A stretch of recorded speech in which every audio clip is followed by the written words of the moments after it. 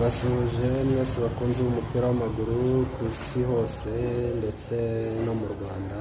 Ndasuhuza abanyarwanda abasportif muri rusange ndetse n'abatuye mu ntara ya Gatanu ariyo diaspora. Mwese mbifurije icyumweru cyiza, intangiriro z'icyumweru. Tubazaniye update mu makuru ya siporo, cyane cyane ko turavuga kuri Rayon Sport yamaze guhagarika umutoza wayo mukuru Robertinho kubera impamvu ngo z'uburwayi. Amakuru ava mu buyobozi bwa Rayon Sport avuga ko umutoza w'abazamu yamaze guhagarikwa nyuma ya match ya Rayon Sport yakinnyemo ya shampiyona iheruka gukina ubwo yatsindwaga na Marine. No kuvuga ngo Rayon Sport mu gihe kandi irimo kwitegura umukino ukomeye cyane wa kimwe cya kabiri cy'igikombe cy'amahoro uzayihuza na Mukura i Huye.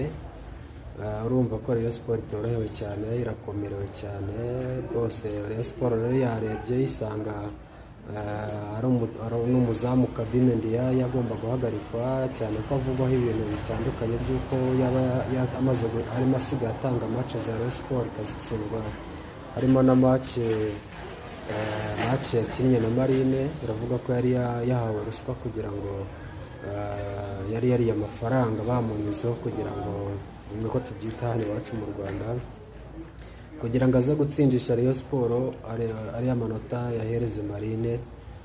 Byaje gutuma n'umutoza wungirije n'umutoza w'abazamu ahagarikwa na Kadime arahagarikwa, cyane ko abafana bari babimenye mbere basaba yuko batamukoresha Kadime Ndiaye, ariko biza kurangira n'ubundi bamukinishije yaranitsindisha match arayitsindwa. Byatumye rero ahagarikwa. Ubwo ni ukuvuga ngo Rayon Sport imanutse i Huye idafite umutoza mukuru, idafite umutoza w'abazamu, imanutse idafite Kadime Ndiaye kuko ntabwo azakinishwa, hagiye hazakoreshwa umuzamu wa kabiri. Noneho